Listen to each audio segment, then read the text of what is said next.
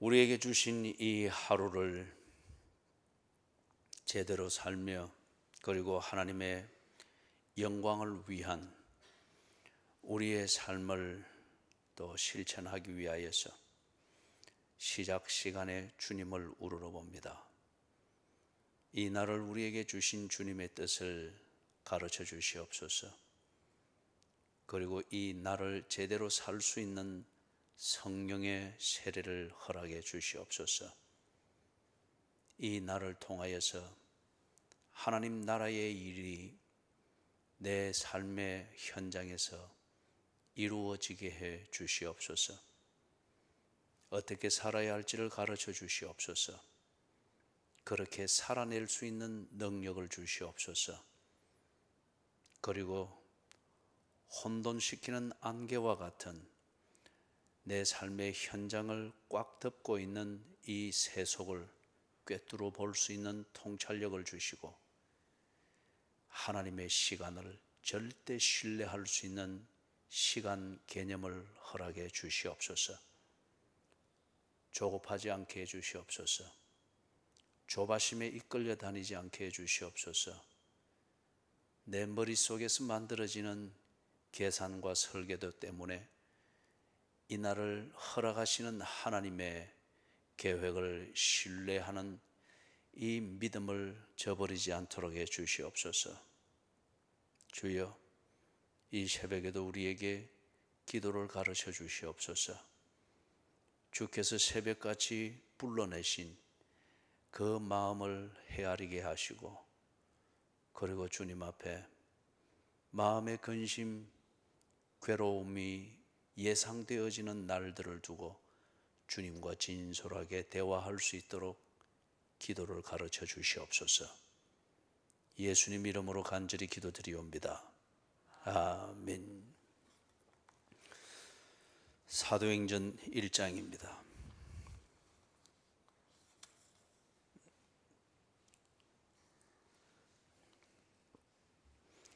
1장 3절에서부터 8절 같이 읽습니다.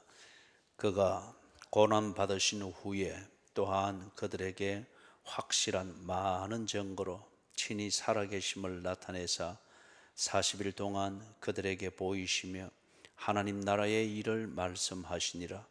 사도와 함께 모이사 그들에게 분부하여 이르시되 예루살렘을 떠나지 말고 내게서 들은 바 아버지께서 약속하신 것을 기다리라. 요한은 물로 세례를 베풀었으나 너희는 몇 날이 못되어 성령으로 세례를 받으리라 하셨느니라.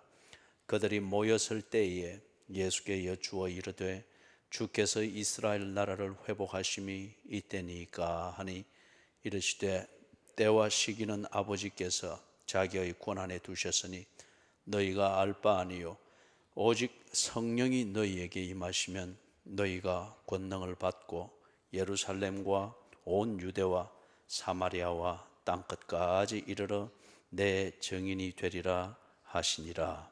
아멘. 오늘은 우리가 7절을 집중해서 강의를 하게 될 것입니다. 6절에서 이 제자들이 예수님께 진지하게 물어보았습니다. 굉장히 그들의 질문에는 희망이 있고 또 그러면 그렇지 하는 무릎을 탁 치는 것과 같은 안도감을 느끼면서 하나 예수님께 다가가는 어떤 그러한 분위기를 느낄 수가 있습니다. 주께서 이스라엘 나라를 회복하심이 이때니까. 그들이 바라고 있는 이스라엘 나라의 회복, 그것이 무언가에 대해서는 우리가 첫 시간에 쭉 살펴보았습니다. 그런데 그들이 기대하고 있는 이스라엘 나라의 회복, 그 시점이 이때인가? 왜 그들이 이때입니까? 라고 물었겠습니까? 이때, 그들이 말하는 이때, 이 시점에 어떤 일이 지금 일어나고 있습니까? 오늘 우리들이 흔히 하는 표현으로 말하면 지금 예수님의 은혜를 너무 많이 받고 있습니다. 이전에 경험해보지 못했던 그런 예수님의 은혜를 받으면서 이전에 파편적으로 경험했던 예수님의 은혜들, 이게 퍼즐 조각이 맞추어지는 것처럼 쫙 뭔가 정리가 돼서 그렇게 감정적이든 지성적이든 그리고 삶의 의욕이든 이게 쫙 정리가 되어지는 어떤 이런 시점으로 우리가 볼 수가 있습니다. 예수님께서 하나님 나라의 일을 말씀하셨죠. 그리고 예루살렘을 떠나지 말고 분명히 그들이 있어야 될 자리도 명확하게 말씀해 주셨고, 거기서 뭘 해야 될 것인지, 아버지께서 약속하신 것을 기다리라, 무엇을 해야 될 것인가에 대해서도 분명하게 말씀해 주었고, 그럴 때에 그들에게 어떤 일이 일어날 것인가도 분명하게 말씀해 주었습니다. 그래서 성령의 세례를 받을 것이라 분명하게 그렇게 말씀해, 모든 것이 분명합니다. 그리고 굉장히 그것이 그들에게 아주 힘이 되고 어떤 삶의 어떤 출구가 보이는 것 같습니다. 바로 이 시점입니다. 소위 우리가 말하는 하나님의 은혜를 크게 받아서 때로는 그게 감당이 안 되는 때들이 있죠. 바로 그 시점입니다. 그걸 가지고서 자기들은 이것을 지금 만든 겁니다. 주께서 이스라엘 나라를 회복하심이 이때니까. 시점이 딱 정해졌습니다. 자신들의 뭔가 기대하는 바를 이루는 그 시점으로. 어제까지 우리가 차근차근 5절까지의 내용을 살펴보았죠.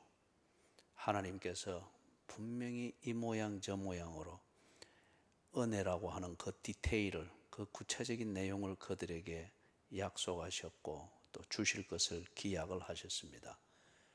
그 모든 내용의 목적은 무엇을 위한 것이었습니까? 하나님 나라의 일을 위한 것이었습니다. 이것은 그들 몸에 배어 있는 삶의 습관이나 사고방식이나 노하우나 이것과는 전혀 다른 종류입니다.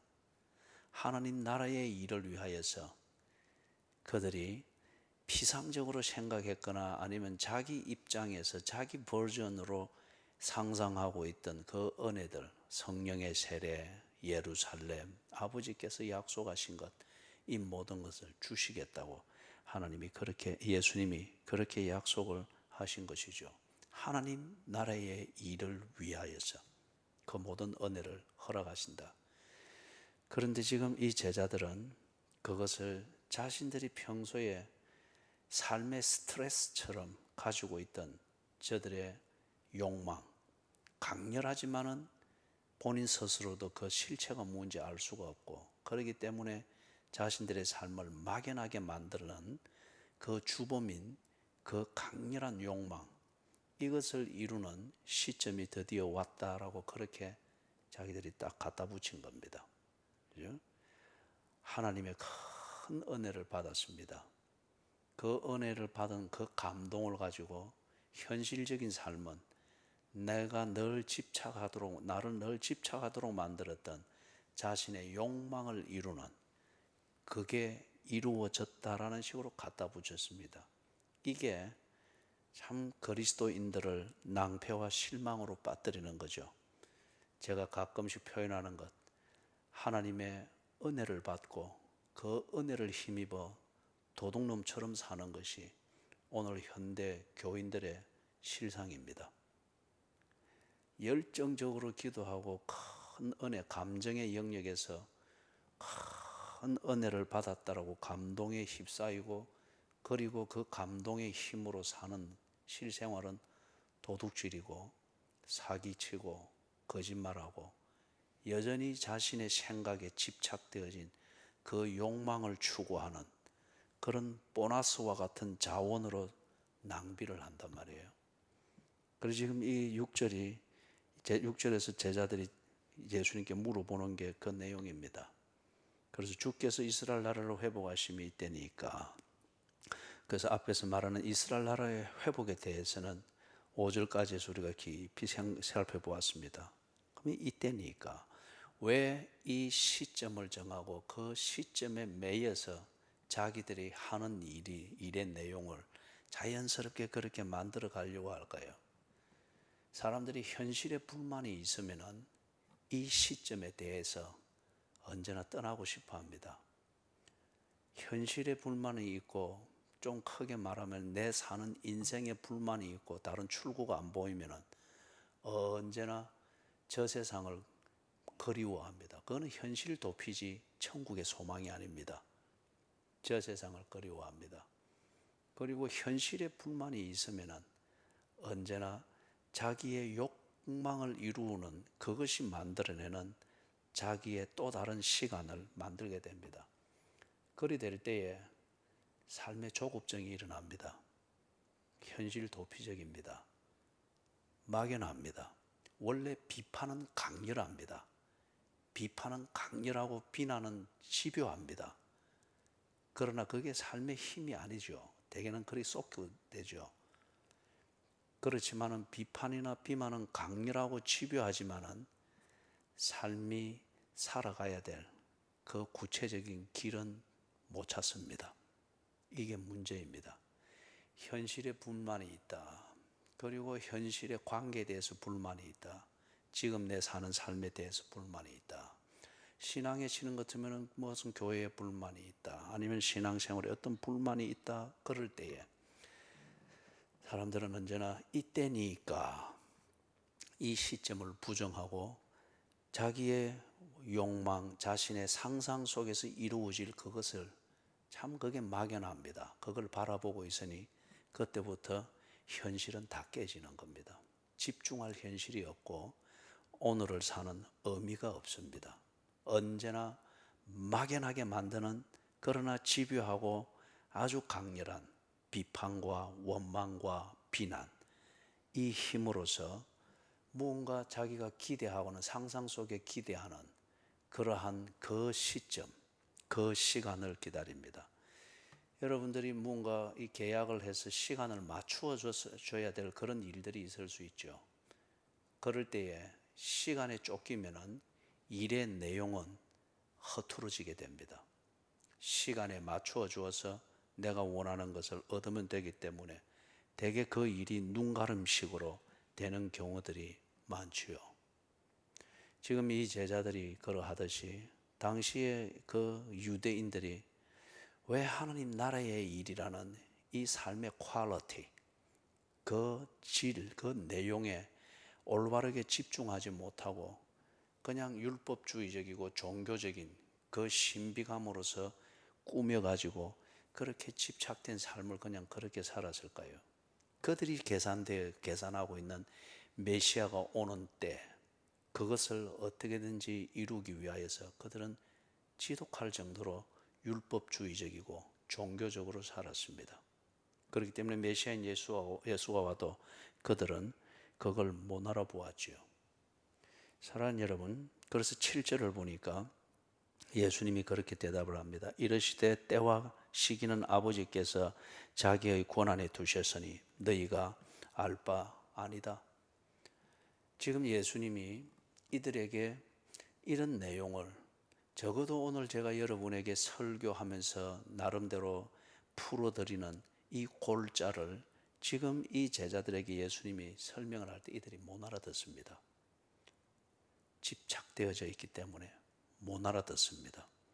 집착되어졌을 때는 그 집착을 만들어내는 나름대로의 사고방식의 틀이 있고 그것을 합리화시키고 자기 스스로 신념을 가지도록 만드는 자기 논리가 단단하게 있습니다. 이럴 때는 대화가 안 됩니다. 특히 논리적인 대화가 되려고 하면 싸움이 됩니다. 그렇기 때문에 예수님께서 늘 복음서에서도 그렇게 말씀하시듯이 지금 7절처럼 말씀하는 겁니다. 이르시되 때와 시기는 아버지께서 자기의 권한에 두셨으니 너희가 알 바 아니요. 설명을 해줘도 못 알아듣습니다. 그렇기 때문에 그들이 지금 집중을 해야 될 것은 때와 시기에 관한 문제가 아니고 삶의 내용을 정리하는 것입니다. 삶의 목적이 바로 정리가 되는 것입니다. 그리고 그 목적에 맞추어서 삶을 살아내는 실력을 갖추는 겁니다. 그렇기 때문에 예수님께서 하신 말씀은 3절, 4절, 5절처럼 말씀을 하신 거죠. 그래서 지금 이 제자들의 입장에서는 당장이라도 원하는 건 뭡니까? 나라의 독립입니다. 나라의 독립입니다. 그렇기 때문에 지금 예수님께서 때와 시기에 대해서 이렇고 저렇고 저렇고 말씀을 하실 때에 그것은 결과적으로는 싸움이 될 것이죠. 예수께서 이 제자들과 싸움하자고 지금 이런 대화를 하는 것이 아니지 않습니까?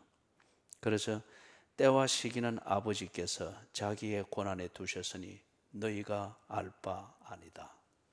사랑하는 여러분, 이미 이것은 예수님께서 3년 전에 이 제자들에게 이 신학적 원리를 말씀을 하셨습니다. 신학적 원리를 말씀을 하면서 너희들이 이 원리를 믿어라. 그리하면은 너희들이 살아야 될 하루의 삶의 내용과 목적에 집중할 수 있고, 그리할 때에 그 하루를 낭비하지 아니할 것이다. 그리고 절대 너희들의 집중력 있는 그 하루 일과에 대하여서 자원이 모자라서 또는 좌절시키는 어떤 그런 오도된 삶 때문에 너희들이 실패를 보고 할 일이 결코 없을 것이다. 그 시간은 하나님께서 다 너희들을 위하여 주관하신다. 이걸 설명을 해 주었죠. 그때가 언제입니까? 마태복음 6장입니다. 마태복음 6장 산상수훈이었죠. 그 명설교를 할 때 그때에 있는 중요한 요지 중에 하나가 마태복음 6장 33절 34절에서 결론처럼 말했죠. 사람이 재물을 위해서 사는 것이 아니고 하나님을 섬기며 사는 것이다 하는 이 설교의 주제를 가지고 쭉 설명을 하면서, 그렇기 때문에 무엇을 먹을까, 무엇을 마실까, 무엇을 입을까, 이 목적을 위해서 하나님을 찾는 기복 신앙적으로 하루 일과를 살지 말아라. 노름하듯이 살지 말아라. 예? 하나님께서 다 먹이시고 입히시는 것을 알고 너는 살아야 될 너의 하루 일과는 그리스도인답게, 우리 표현으로 말하면 그리스도인답게, 그리고 하나님이 그 하루를 주신 그 목적에 맞게 집중하여 살아라. 그 삶에 맞는 양식은 하나님이 주실 것이고, 그 삶에 필요한 시간은 하나님이 보장할 것이고, 그 목적을 이루는 데 필요한 실력은 하나님께서 챙겨주실 것이다. 그래서 너희는 먼저 그의 나라와 그의 의를 구하라. 그리하면 이 모든 것을 너희에게 더하시리라. 내일 일을 위하여 염려하지 말아라. 내일 일은 내일이 염려하게 할 것이요 한날 괴로움은 그날에 족하니라. 현실에 대해서 부정이 있을 때에 오늘 내 사는 하루 일상의 삶이 모여져서 만들어지는 내 인생, 내가 볼 수 있는 인생은 지나온 날들만을 볼 수 있습니다. 그리고 우리는 그것을 토대로 해서 내일에 대해서는 상상을 할 뿐입니다. 그런데 지나온 날에 대해서 만족하지 못하고 불만이 있게 될 때에 오늘이라는 현실에 대해서는 우리가 동기부여든지 의욕이든지 이게 다 오도가 되어집니다. 그리고 내일에 대한 상상은 그냥 내 불만의 표출인 거울일 뿐입니다. 그럴 때에 우리는 스스로 속습니다. 비난과 원망과 비판의 집요함과 그런 집착으로서 오늘을 살아내는 힘으로 쓸 뿐이죠. 꼭 옛날 우리가 아궁이에 불 떼서 밥을 해 먹을 때에 생솔가지를 넣으면은 열은 내지만은 뭐가 납니까? 엄청난 연기가 나잖아요. 그죠? 밥 한 그릇 짓자고 그 밥 짓는 어머니가 그 부엌에서 생솔가지로 만들어내는 그 생연기를 다 마시게 되는 거잖아요. 그거는 사는 게 아니죠. 그와 같이 우리의 불만과 비판과 원망, 이것도 나름대로 하루를 사는 힘을 만들어낼 수는 있습니다. 원하는 정말 무서운 힘을 냅니다. 원하는 때로는 초인적인 그 힘을 만들어내기도 합니다. 그런데 생솔가지 타는 거기서 나는 생연기처럼 그 삶이 제대로 이끌어지지는 않죠. 그렇기 때문에 내가 지금까지 살아온 것을 돌아보는 시점인 오늘, 그래서 내가 살아온 지난 날들을 보면서 오늘에 대한 불만의 원인으로 삼고, 그래서 오늘에 탄식하고 비판하고 원망하고 하게 될 때에 내일에 대한 상상은 지극히 내 개인적이고 주관적이고 감정적이고 현실 도피의 대안으로 내가 내일을 만듭니다. 그러다 보면은 오늘이라는 이 하루 일상은 원한의 발산일 뿐이고 내 비판의 분풀이일 뿐이고, 그리고 집요함과 집착, 이것으로 그냥 하루를 버텨내는 것일 뿐입니다. 그 말은 오늘을 사는 주인은 내 자신이 되고 내가 오늘의 하나님이 되는 거죠. 그렇기 때문에 우리가 늘 피곤합니다. 그죠? 아름다운 인생이, 충분히 아름다운 인생이 될 수 있는 하루 일과인데, 내가 내 삶에 하나님의 노릇을 하는 것, 비판과 원망만 만들어내는 이게 되다 보니 오늘 나의 하루가 지옥을 맛보는 그러한 현장이 될 수밖에 없습니다. 그렇기 때문에 예수님께서 7절에 이 말씀을 합니다. 이거는 니하고 대하고 안 되는 게 안 하겠다, 이 무시하는 것이 아니고 제자들을 잘 아시는 하나님, 그리고 그들에게 좋은 것을 주시기를 원하시는 그 예수께서 대화를 이렇게 딱 정리를 해 주셨습니다. 그리고 그들이 할 일은, 그것은 하나님 나라의 일에 집중해라. 하나님 나라의 일이라는 이 삶을 위해서 네게 주는 진정한 자원, 마태복음 6장 33절에서는 그리하면 이 모든 것을 너희에게 더하시리라. 그것을 지금 여기서는 성령의 세례, 이것으로 구체적으로 말씀을 하십니다. 이것을 받고 이 실력을 힘입어서 오늘 네가 살아야 될 삶에 집중해라. 그리하면 이 모든 것이 이루어지는 그 시점, 그 내일은 하나님께서 네게 가져다 줄 것이다. 때와 시기는 아버지께서 자기의 권한에 두셨으니 너희가 알 바 아니요. 이것을 정리하면서 교회에 대한, 목사로서의 교회에 대한 저의 나도 모르는 사이에 만들어진 집착을 잘 정리를 할 수 있었습니다. 제게 있어서는 자연스럽게 이 교회의 대출의 문제를 해결을 하는 이것이 제게 목회 아젠다에 있어서 중요한 부분을 차지했고, 이번 특세를 통해서 이것에 대한 하나님의 응답을 기다리는 그 준비의 기도가 많이 있었습니다. 산술적으로 보든지 구조적으로 볼 때에 이것이 차지하는 것, 재정적인 면에서 차지하고, 그렇기 때문에 교인들에게 말초신경처럼 교인들에게 스트레스를 만들어내는, 이걸 나름대로 읽을 수가 있었습니다. 그래서 이걸 어떻게든지 해결해야 되겠다 하는 그 대안도 가지고 하나님께 이번 특세를 통해서 구체적으로 기도할 거 하고 응답을 받을 것이라, 저는 나름대로 이 부분에 대해서 하나님이 응답해 주셨다고 믿습니다. 이 말씀으로 목사로서 지금 섬기는 교인들을 위해서 내가 집중해야 될 목회는 이 대출의 문제를 산술적으로 갚아내는 것은 내가 할 일이 아닌 것을 알았습니다. 내가 할 일은 주께서 이 대출을 해결하실 때가 이때니까, 이거는 6절과 같은 저의 심정이었습니다. 그러나 하나님의 대답은 아버지께서 약속하신 것을 기다리라는 겁니다. 그리고 네 목회는 교인들의 스트레스를, 그런 종류로 해서 스트레스를 풀어주는 것이 아니고 하나님 나라의 일을 이루는 것이라는 겁니다. 이 하나님 나라의 일을 이루는 것, 이것은 단지 대출 하나를 갚아내는 것, 이 하나를 위해서 집착할 수 있는 그게 아니죠. 하나님 나라의 일을 이루는 이 안에서 그것을 이루어가는 것을 하나님께서 풀어가시고 허락해 가실 것이라는 이 확신이 있습니다. 그게 어떤 길로 될지 그거는 제가 모르겠습니다. 단지 제가 이것을 깨닫는 것은 그것에 집착하지 말라는 겁니다. 거기서 집착하게 될 때에 모든 설교와 목회와 성도의 교제를 이끌어가는 것이 나도 모르게 이 대출을 갚는 분위기로 몰아가게 되는 이 집착에 빠질 수가 있기 때문에 하나님께서 막으셨다고 믿습니다. 하나님 나라의 일입니다.